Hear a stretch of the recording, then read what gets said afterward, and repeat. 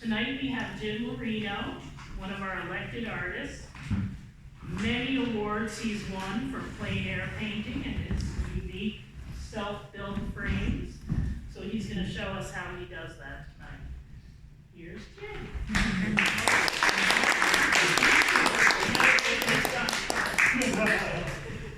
Here's Jim. Welcome everyone.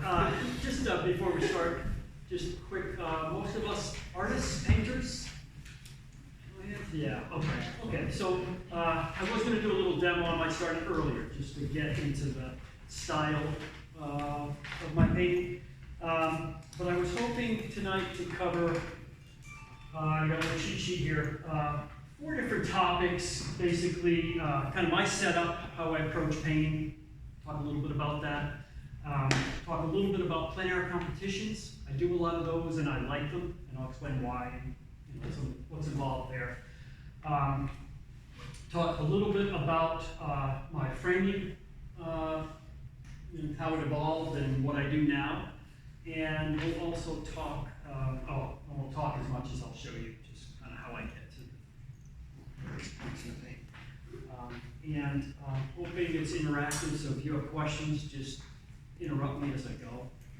Stop and talk about. So first off, just some background.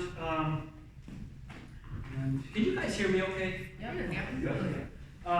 So I started painting at a young age. I started drawing when I was very young, loved it, decided, I was like 13 years old, there was a painting in my parents' bathroom of roses, and I thought, I can paint. So I asked for a paint set, and they were great. A week later I had one, and I started painting, I think it was a cityscape, and it was hard. And it really, it was humbling, but I liked it, so I kept doing it. Had a very good high school teacher. I know Rick Daskin did a presentation for you guys a few weeks back, or a month back, and we had the same teacher, Richard Montrose. Very influential, pushed us hard, made us paint, then go out with our paintings and meet with other artists, professionals, and get criticism. And that really helped make us thick-skinned and give us a proper amount of feedback. And then I went to the University of Connecticut, took art courses there, but did not study art. I got a degree in finance. And I do not, have not made my living through fine art. I'm sort of evolving into that now. I'm retired, but I've always kept art as more of I don't want to say a pastime or a hobby. It's something I really liked to do, and I knew at a young age I wanted to continue to do it, but I wanted to do it the way I wanted to do it, and you'll see style-wise, even when we go through the demo, I'm not going to recommend, we would say this is the way you do it. This is the way I do it. It's not very efficient, it's just the way I paint. So it's been one of those things that sort of hung on to all my life, and I'm glad I did. At a young age, made that decision. I don't want to do this for a living. And that's not to denigrate doing that for a living. I've got a lot of professional artists who are my friends, and they're the hardest working people I know. It was just a tough way to do it. So, I took a couple workshops to get a little more, got more serious about 10, 12 years ago. I took a couple of workshops to help me sharpen my skills. And when I go through my demo, I'll talk a little bit about the palette, but this is Christopher Magadini's palette. I took a workshop with him, and it was perfect for plein air painting. At least that's the way I feel. Quick setup, 5 colors, and you're involved. You can pretty much get anything you need out of this palette. So I was really taken with that, switched over from acrylics to oils. And that's kind of the background. And this is the last 12 years or so I've tried to paint more, worked on my framing a little more, and so this is kind of the current state, and I'll talk a little more about that. Pause there, any questions? Okay, so that's sort of background. As far as plein air painting and sort of my setup, I started to get into that. I think these they're kind of handouts. There's pictures of the contents of my easel and also my studio. So What I'm working with here is basically, French diesel, standard size setup. 5 colors, they're outlined there, but there's an ultramarine blue, a cold red, crimson, those are crimson. I actually have an extra orange on this one, but I typically don't use it. This from the studio. A warm red, which is cadmium red hue, I think, or cadmium red medium maybe, and then a cold yellow, which is a hue, cadmium yellow hue, and then titanium white. And that's my palette. I use Gamasol, and I use these rosemary brushes, which I think are outstanding brushes. And then, other than that, it's pretty much just, I use, these are Winton-based paints. You can see it in the thing. These aren't super high quality paints. They're almost student grade, but I like them because they have a good opaque quality, and the only problem is the viscosity. It varies. Sometimes it comes out, it's too pasty. So I use walnut oil, and I cut it, if that happens. Works okay. And, yeah, the only other thing, I guess 2 things. I try, whenever possible, to paint outdoors. I'm a plein air painter by design. But I do like to do like 80% of it outside, and then finish up 10% in my studio when I have that option. You don't always have that option, but that's my preferred approach. So I got my studios in there and a couple of those printouts. This is a photo of it. It's a pretty simple setup, nothing fancy. Yes, sir. Do you paint on board or legend or both? I painted on board, but I prefer canvas. I like to stretch my own. So I stretch it, 1 coat of gesso, and then this is, I just use an ochre. This is just acrylic paint, house paint. And I usually end up mixing different paints in one can to like get an earth tone, like an ochre or a brick color or something. I just don't like the white coming through, there's no science to it. But yeah, they're stretched canvas mostly.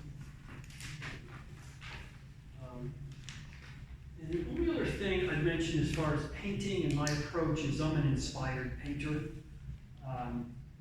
So I don't try and paint every day. I'm not driven to paint. I mean, sometimes like today would be a nice day to paint. But if I don't have a place to go, a location that I like, I want to paint that house, or I wanted to get that color at that time of day, at that particular topic, I'll go out sometimes just to push myself. I haven't been out in a while, but I prefer to I'm mostly inspired. Like, I want to paint that, I got to find the right day to get there. If it's not, I'm going to drop my stuff and do it now, which is good for me. But you can't do that when you're trying to do it professionally or when you're in a competition. Obviously, you've got to figure that out. Okay, that's the setup. Background. I got you guys looking at the sort of the contents of my easel, basically. Yeah. Is ultramarine blue the only blue you use? Yeah. The only one? Yeah, I have a cerulean blue. Sometimes I'll toss it in there, but I rarely use it, and it's not specifically. It's just like, I'm going to mix up the blue a little more. Let me slot some cerulean in that mix and see how it looks. That's that blue with the rest of those colors can pretty much get me anything I need. I mean, mix, and we'll see in a second, I'll mix the blue with the red, and you're pretty much getting the black, the cold blue, cold red. So it's got a lot of range, that palette. Okay. What I wanted to do is just talk a little bit about plein air competitions, because I enjoy them, and there's a lot of benefits, and since most of you are painters, you should have it in your, if you get the chance, try it. There's a lot to be gained from it. Just the experience with other painters. It's almost like a workshop. I mean, you'll learn more in the 5-minute walk from the parking lot to the gala just by talking with them, you know, some of these guys, then you go, you know, like, through a book. It's just, there's a lot of spontaneous conversation, and these people are very, most of the guys who do it, guys and women who do this, are quite dedicated to it. Some of them like work a circuit. And the wonderful thing about the Plein Air competitions, and I didn't get this at first, but is you're not really, it's a competition, but it's up to a judge to say that's 1, 2, 3. You're not really competing with the other artists. You're really competing with yourself. You know, it's kind of funny.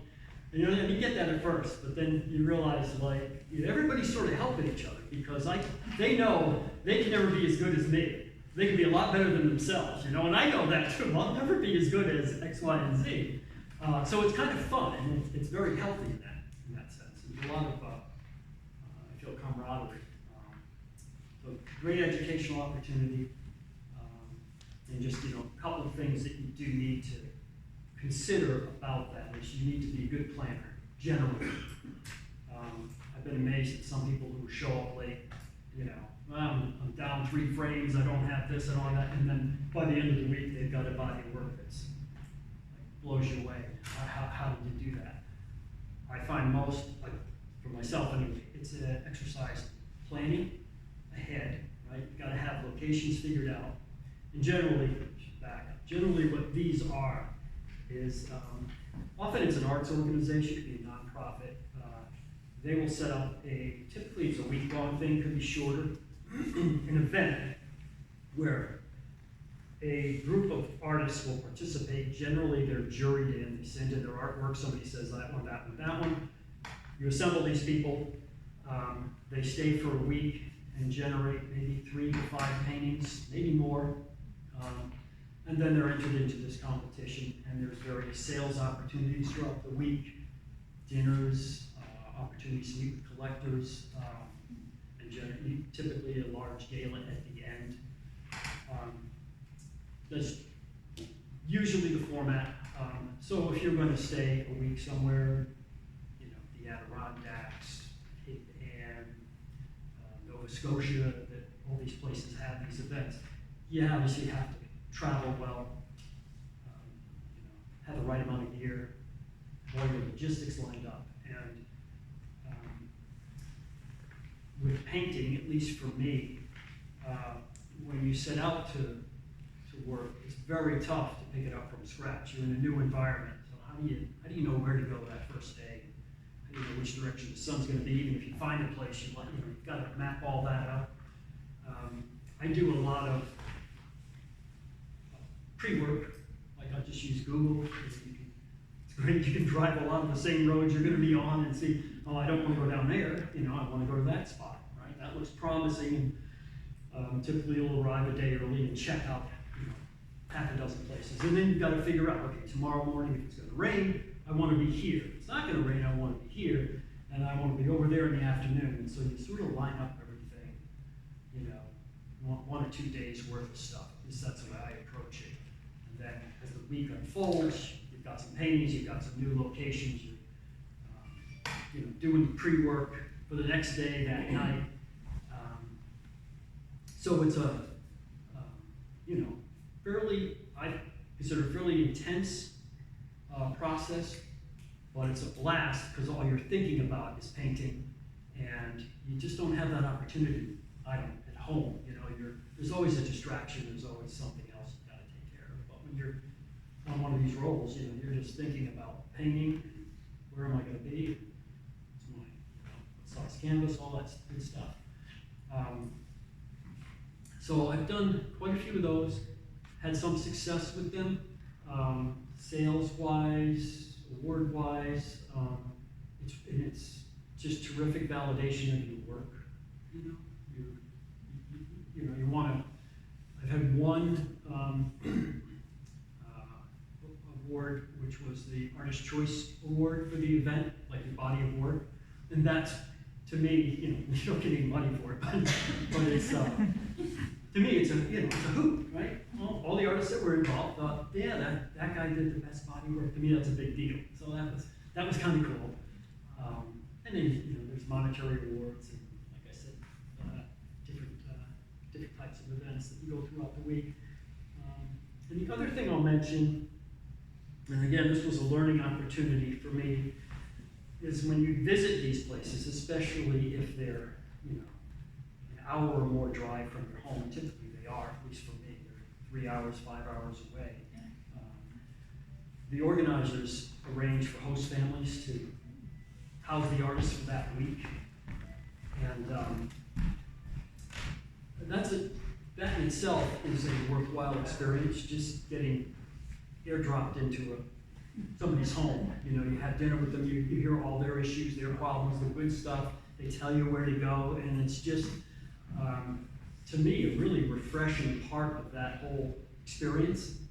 They're typically, you know, art enthusiasts, and what I found, and I've heard some horror stories too, but what I found, they're wonderful people, you know, really great Americans, letting you into their house and just, you know, you see how their life unfolds. I stayed with a gentleman earlier this year who was instrumental in having, his family was involved with immigration. So he, at one point early in the year, had a family of Chinese nationals stay with him and move through a church organization to a safe place that came through Chicago, ended up staying with him for a week. And it was pretty cool. The guy was a pharmacist, I guess, and he you know, was unable to prescribe, he was a psychiatrist, unable to prescribe medication for his patients the way he saw fit. So he's being persecuted, essentially.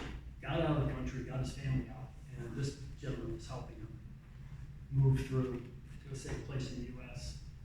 I thought that was kind of cool. So you meet interesting people like that, you know, and he couldn't place me anywhere. So that's kind of the background on it. Explain a little bit about why I do them. Yeah, some of the organizational requirements, I say, probably are high on the list. And the idea is to present a body of work at the end of the week that you're proud of and feel good about. Yes. Do you do your plein air work from land, or do you ever do it from a boat? I've never done it from a boat. Okay. Yeah. I don't know that I want to, but I know Lee, this great painting in the back of us, I know he's done a lot of boat painting. No, I haven't. It's funny because when I started out painting as a kid, teenager, Richard Montrose, my teacher, got me involved with marine painting. He just said, pick a subject. You like boats, pick boats. So I did, you know, and I did these ship paintings, and they were pretty cool and stuff, but you can't really, if you don't love it, if you're not a sailor, you really can't grasp how the sea, you know, reacts in wind and waves. You really have to live it. So, yeah, I stopped after a while because I really love landscapes. And yeah, that leads me to just a thought about dimension. And credit to most of my peers, they will tackle subjects, very diverse subject matter, human form, landscape, seascape, you name it, you know. I'm more one-dimensional. As I said, I'm inspired by landscape, and I'm probably gonna paint that. I'm just not gonna do portraits, you know. I'm not saying that's good, that's just the way I roll. But I do admire folks who do that as well as experiment or adapt different mediums, watercolor, oil, acrylics. When you're at these plein air events, do you have to do a complete painting plein air? Or like you were saying, sometimes you'd want to do 10% of it in the studio. I mean, Yeah. Are there guidelines that the whole thing has to be done on site? Yeah, good question. I should have said that. Yeah, you have to do it all plein air. So, and it, you know, I suppose you could bend the rules a little bit, and I've done this once I was painting on site. I had my car windows open, had a painting I'd done in the morning, I'm doing the afternoon, I go back, and it was when all those cinch bugs were out, and one of them had gotten in the car and it just like laid tracks across the morning painting, you know. So it's just like, yeah, all right, well, I'm flipping it up, I'll set up right here, back of my car, and I'm gonna fix all that, because, so you can, certainly, tweak stuff, but you don't have a studio to do it in. You've gotta set up somewhere else outside. So I've done that, but you're plein air painting, you're not, there's no studios, and they're especially insistent about no photographs. Which, for the life of me, I can't figure out why you'd ever want to go to a site, take a photo, and work from the photo when you're standing there, but I guess, yeah, so there are rules around that, and I didn't mention as well, typically there are boundaries, geographic boundaries you're restricted to, and some of these are enormous. One of my favorite, if not the favorite, plein air event is the Hudson Valley. It's local. I mean, it's drivable from my house every day, which I kind of like, an hour gets me somewhere in the Hudson Valley, and it's enormous. It's basically the length of the river. So I like that particular event, and it's Hudson Valley. It's just beauty, incredible structural landscape. Yeah, there are, I'm just trying to think, I've jotted down a few other, no studio work, there's boundaries, and you typically have to have like 3 to 5 paintings, depends on the length of the event typically. I'm always amazed at how many paintings people can come up with in a week. I mean, just small, large, and just huge quantity of work typically. So any other questions on competitions or plein air painting in general? How do you find out about the competitions? Oh, good question. Once you get in them, you sort of get reminded of them, emails, generally, the organizers and stuff. But Plein Air Magazine, I think it's their December issue. Sometimes they may even do a bulletin that's strictly plein air events. But certainly their December issue, November, December, or December, January, I'm not sure, they do a 2-month thing. We'll list everything for the coming year, and they do a really good job of it. So you can flip through that, see the dates. And there's a certain amount of time you have to apply, and then they respond typically within a prescribed time, and usually by March or April, you've got most of the summer's events lined up. And I would caution you as well, I probably have a 50% hit rate, meaning I might apply to 10 of these events, I'll get into half if I'm lucky. The bigger ones draw the more experienced artists, the better. Artists and those are tougher to get into, and they also have the higher prize money. It's all as you'd expect, right? Smaller events, more localized, and they're easier to get admission to. Bigger ones are a little tougher. But yeah, that's end of year issue Plein Air Magazine. So let's time check here. And actually, before I jump into this, because we're not going to finish painting, and then only got like a half hour. But I did want to talk a little bit about what I brought here. So I brought this one because I thought it was interesting. This is my first plein air painting. And I didn't really, for whatever reason, understand what plein air painting was. I just was finally tired of sketching outside and bringing stuff back and notes inside to my studio. So I took a tabletop easel and knelt down in the snow in this temporary area. But I knocked this out. This is a little acrylic painting I did. I kept it just because I was so pleased with it, because it got the mood of the day, and it was like, this is so much better than trying to work from a photograph in my pencil sketch. Is that on canvas as well? Yeah. Yeah? It's a Okay. purchase. I didn't stretch it though, it's a purchase. It's I even wrote pot and parcel, February 2008. So Wow. I'm back a bit. This is more of a frame example. And you can see this frame is a little bit less refined than some of the newer ones. So an early frame that I made myself, kind of crude, and then I experimented a lot with my framing to bring this in. And this is one I did, I don't know, 5 to 7 years back. All my frames use reclaimed material. And so this has the reclaimed wood on the back, but I wanted to try and use canvas that was discarded. Like I did a painting, didn't work, I didn't care about it, I cut it up, and this is actual canvas, some parts of it bend a little bit.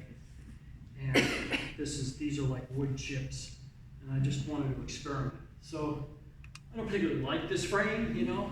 At the time I knew it was kind of gaudy, but it got me from, you know, there to this, from this, and then I moved, you know, progressed to refining them, but you can't just jump into that. At least I couldn't. I had to go through this process.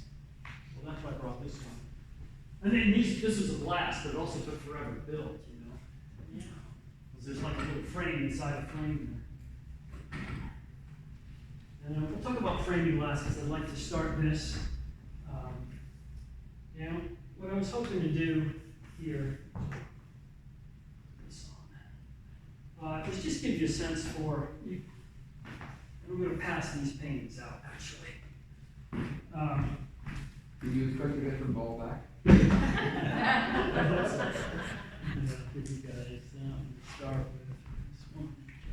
Jan, Yes. if someone wanted to buy your first painting, would you sell it? No. That's not for sale. I thought so. I'm keeping that one. I'm passing those out just so you get a sense for the texture. And the idea when I paint is what I want you to be able to step back and enjoy the landscape as I see it, you know, the beauty of it. But when you're up close, I'm more or less hoping you see the chaos that went into it. Because it is rather chaotic in the way I approach it with the brush strokes and the heaviness. You started with the darkest dark or something? Yeah, yeah, and that's what I'm doing now. What I was going to do is just like, I brought this winter scene with me. I thought that would be good. I'm just going to do part of it.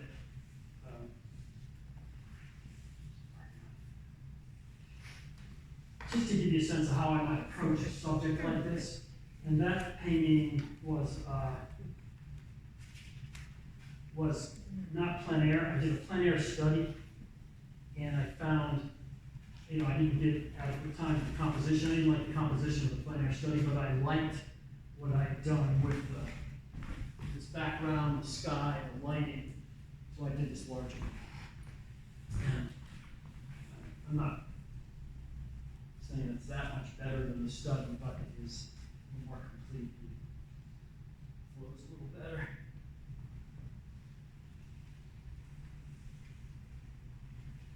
But generally, I would approach it pretty loose to start and try not to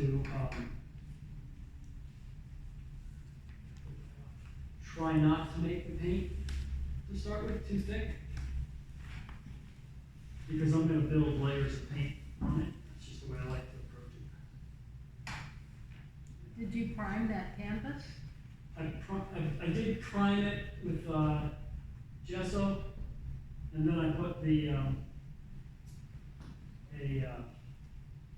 acrylic, just an ochre color.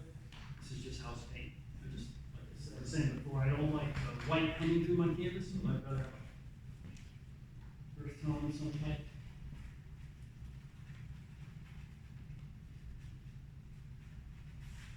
So it's nothing really rocket science to this. I'm just sort of laying out a composition. And what I liked about this painting in particular was the hill in the back. There was trees way in the back. And I'm not going to try and do anything over here. I just want to get that little piece of the scene and give you a sense of how I would approach it.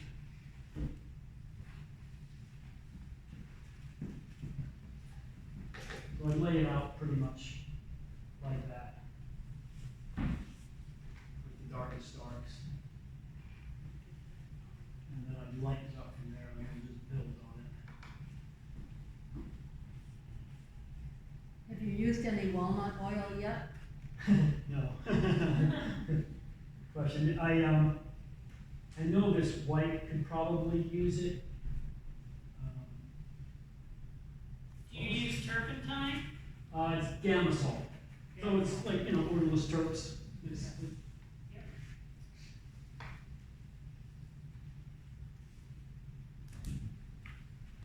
So,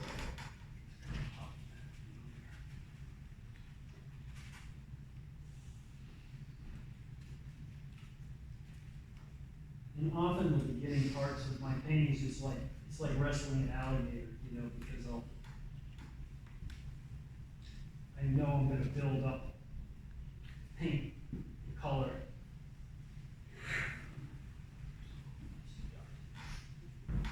I'm trying to save the use of white to the end, but I'm gonna have to dive in there.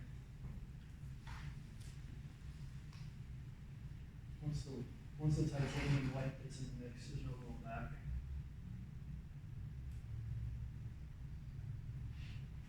You ever thought of switching to a lead white? Not really. What would you recommend that for some reason? I don't know, I'm just talking to somebody who said that they switched recently and were really happy with the results. Yeah, I think it probably behaves a little better. On the other hand, it's lead, so it's kind of down. right. Oh, yeah. I know this is tough to see. I've got that's way darker than I want, but it gives me the, I'll put this, the tree, darks in the tree next.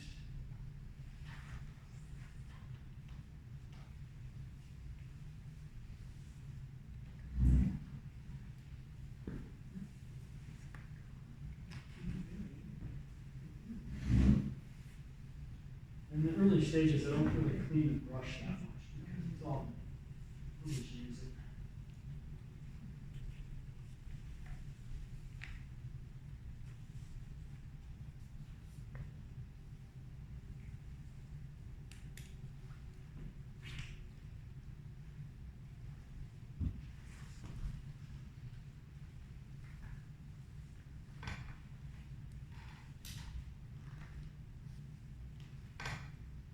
And I probably wouldn't paint quite as fast normally, but I want to get to putting in some of the highlights to make it interesting.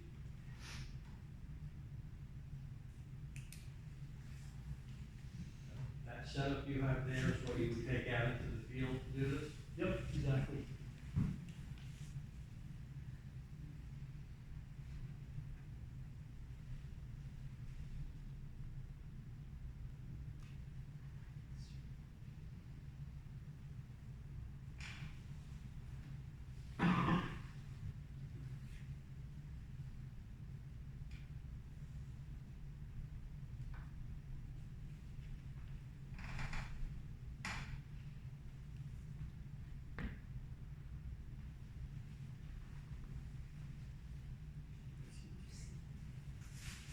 Do you or do most plein air artists have a favorite time of the year to paint?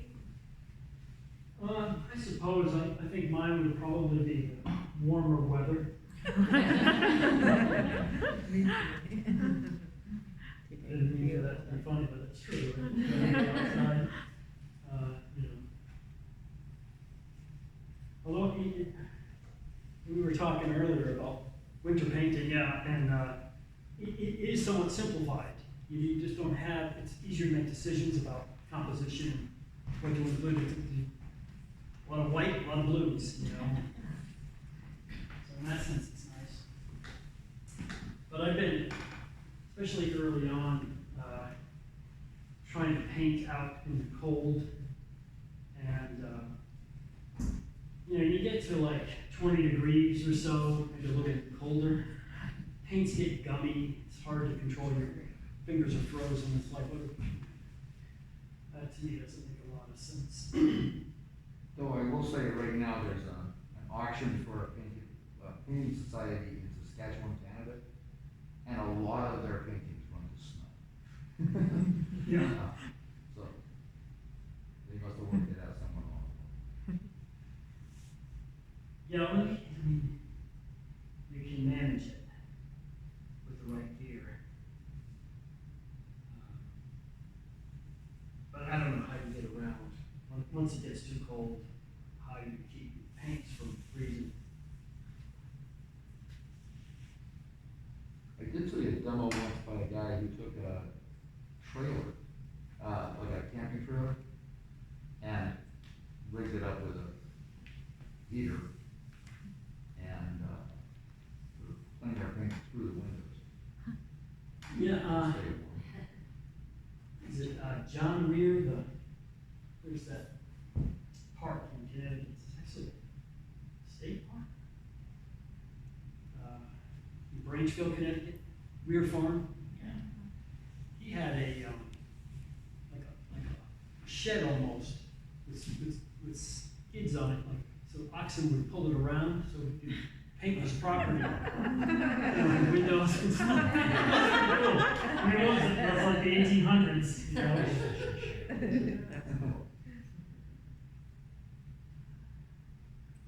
I had a great uncle I never met, but he was a pilot in the early and mid 20th century, and he was a painter, but he would do little sketches while he was up there. And my great aunt told me he used to carry the water for the watercolors in his jacket so they wouldn't freeze. Wow, that's dedication. Yeah, Do you have any other paintings? I do. Wow. One of them, yeah. What are they, just like aerials of? Largely Arctic scenes. 'Cause he was an Arctic and Antarctic pilot. You know, landscapes in that, yeah, Greenland and Canada. All right. You see many watercolor painters at your competitions? There's always a few, yeah, and they're remarkable, how they do their work, plein air. There's a fellow I was painting with, the last one I did up in Cape Ann, Dick Sneary.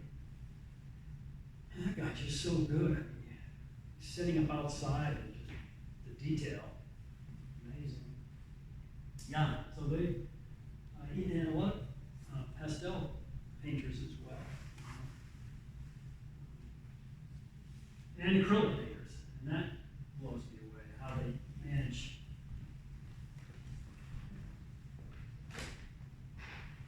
Not to let things dry out. I'm going to put the sky in, and I'm not sure this is all going to come together, but you get the idea. Do you usually use the same size brush, or do you start out with a larger brush and work smaller? I typically use, the brush I start with is what I stick with. So this is a Roseman, I think it's a 4, which is a little on the small, and it's okay for this size canvas, I'd say. It's round, because they make some really interesting shaped brushes, right? Yeah, this around. And occasionally I'll switch, but generally I'm going to stick with the brush to start with. And a lot of that is just because it's style-wise. I'm not doing a lot of fine work at all.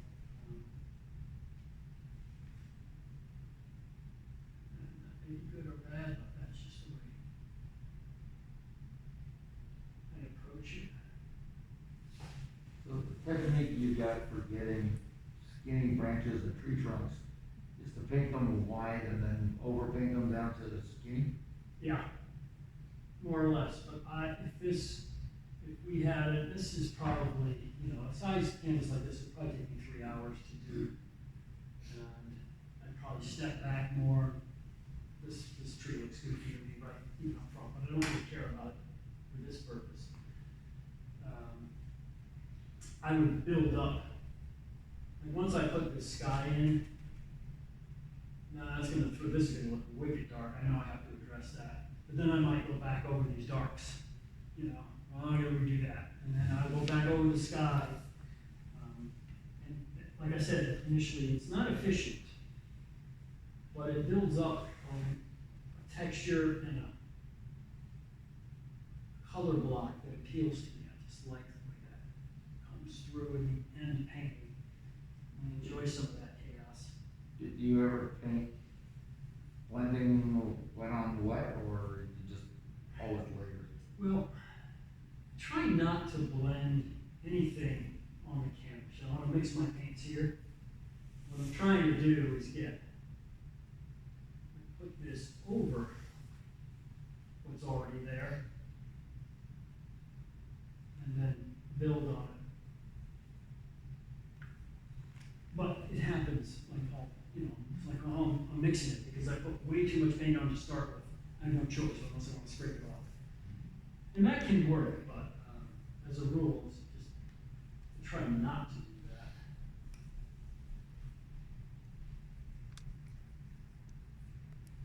So,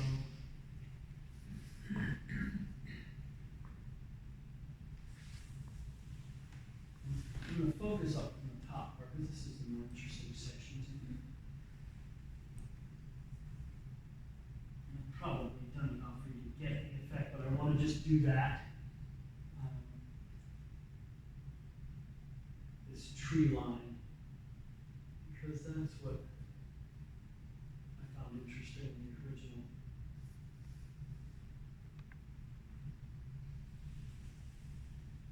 And that sky is really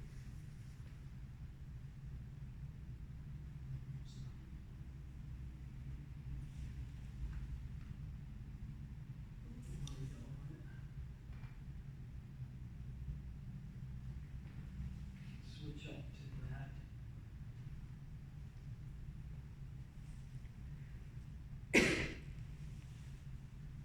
I did a museum next door, Florence Griswold. Every year they do they decorate trees or number trees with palettes, I guess. So the director asked me to do one of those palettes, so I did a scene. I did this scene basically, almost the same scene here. Which was kind of cool. I just like that.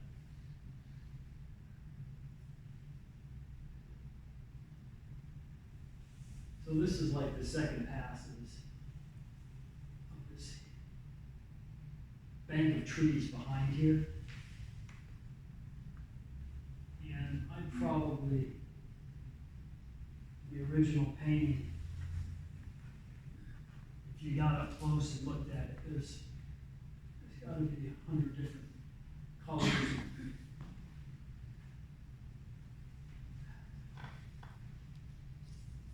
And I probably did 8 passes of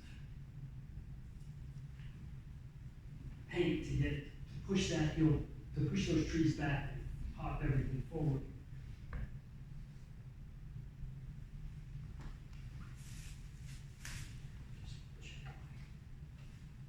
How long do I have, sir? 8 o'clock? What time do you guys? Wow, 1 hour. We're late. Okay, right. So, I want to, I tried this U-Trek paint. This is okay. Titanium white, just gonna use it since I got it in here. But I prefer it. Why did you never go with more expensive ones when you do professional grade stuff? Well, I did try that when I was having problems with the pastiness, you know, and I didn't find much difference. And, when I originally started with these paints, I actually emailed Christopher Magadini, and I said, you know, what's the difference? Are these as good as? And he said, they make these in France, I guess. he toured the factory. He said, it's the same stuff. This is, I think, I don't know why they market it differently though, because the Windsor Newton brand is twice as expensive as this. But he said it was just as good. It was good enough for me. It's cheaper. Is that the Gamsol that you're using? It's Gamasol in here. And when will you switch over to walnut oil? Well, the only reason I use the walnut oil is to cut these paints.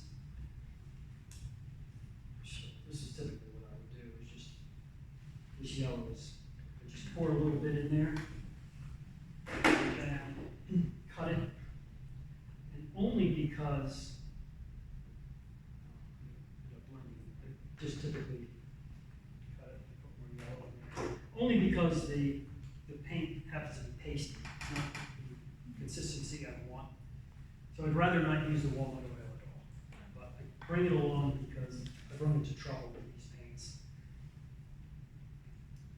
What I end up doing is when I buy it at the store, I open them. Like in the store, I look at them, okay, that one looks all right.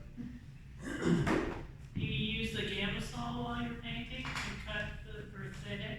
Yeah, but it really, like, see this yellow is, it's clumpy.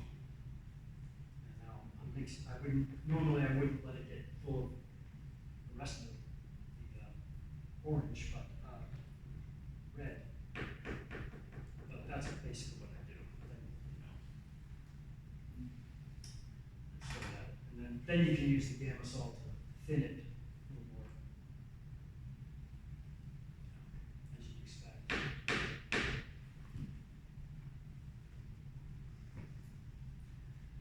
I want to, if I can, I'm gonna break from this. I want to come back to it, but I wanted to talk a little bit about my frames in case we run out of time. And we'll come back and just keep working this a little more. So, with respect to the frames, as I said, I use reclaimed wood, and there's nothing, if you were interested in doing this yourself, you could. You see the back, this is one that I got in process actually with this thing.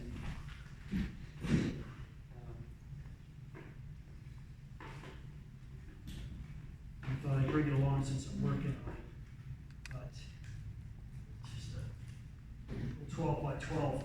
But they're just strips of wood used to basically transport like large mechanical items like tractors. I've been lucky, I've found spots as I've moved around. Right now I get this wood from a tractor dealership. It's about a mile away from me, and they're great. I get to go back out and break down these pallets and get the wood I need. And I kind of enjoy that, to be honest. It's fun work. You just, pulling nails and breaking things down, and I just put them in my car. They're great about letting me go out there when I need to. So you've got that as your base, it's not, from a carpenter standpoint, not very impressive. But then I cut these strips from some of the wood, and you can see how they are. That strip goes across there. So I'm basically holding it all together with these strips of wood. And they're glued and nailed in. And then, ultimately, this was designed to basically demonstrate the same thing, but ultimately, back, what I do is I drill like these halfway holes, and I use leftover tin that I have, metal strips, just to give a little more, just a little more strength. And then what this shows you is, so this is the crudest part of the frame here. I've got my strips, this one they're a little thinner, right? And as I move across, here I've taped, this is just wallboard tape, kind of stuff you use in your house. And I take a strip of that, and that's wood glue. I just tape it on, so that gives me a little more, so I won't have this seam when I go and paste it, which is, and I put it there and there. And then here's where I put like wood paste down. Once this dries, and this, I do that because these frames are so, the wood surface is so irregular that if I just painted this, it would compete with the painting, because you're gonna see like, there's too many variations in the wood. So the paste lets me smooth it out. Keeps it from shimmering, having too many angles. Sand it down, and once I've done that, and I've sanded, and I have to paste that and sand that too. Once I've done that, then I can start adding detail wood. And this one I got kind of crazy and creative here. These are just little splints of wood, from the same stuff, the same material. And that's either glued on or tacked on with brads. Same on the outer side, and then I can start to paint it. And then I end up with, a frame like that, if I choose to use that color inside. Or lately I've been more prone to go with this. It's like it's almost like an earth tone like that, and just a white paint over that, and it's all flat black. I use the flat black because if I use the shiny black, it's not going to work. It's going to be, reflecting light all over the place and competing with the paint. So there is a downside to these frames. A lot of people would rather have a frame that's a little more refined in their home, and I get that, but these are my paintings, and this is the way I like to frame them. So that's kind of the story behind the frames, and as I showed you earlier, they more or less evolved, and I don't know where they'll go from here. I'm pretty happy with them right now, but I've got some ideas. Do you cut them on a big table saw, or? Oh, yeah, thank you. The tools I use to do this are a table saw, where I rip the wood as I need it to width, and then I've got a miter saw, getting into the lengths that I want on the canvas. The other advantage is I don't have any issues with odd sized canvases, like this one's 15 by 22, it's an unusual size, but that's what I wanted for this particular scene. So, I paint whatever size I want, and I just cut the frames to that. Yes. What kind of wood is that you're getting at the tractors? Yeah, it's Is it like a pine? I think it's a pine. But it doesn't eventually warp or dry to, Actually, because it's so thick, maybe, or? it's pretty stable. Okay. Typically, the best wood is the stuff that's been out for a year or so. It's all dried out, and that's it. But you can use sort of green wood, and it'll hold. The larger frames, the downside with this method, because this is, like I said, not, a carpenter would sort of frown upon this, I think.